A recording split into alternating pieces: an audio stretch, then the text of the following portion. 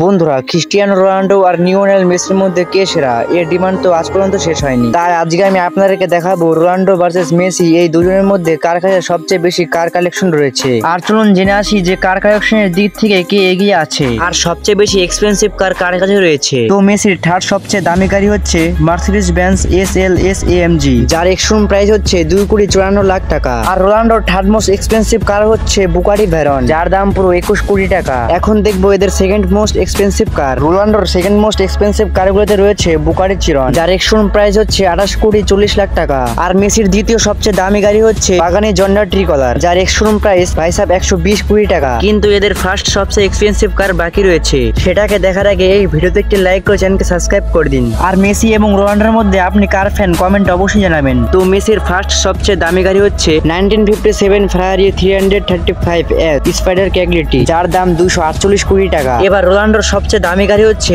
Bugatti স্যান্টো DC, যার দাম হচ্ছে 64 কোটি টাকা।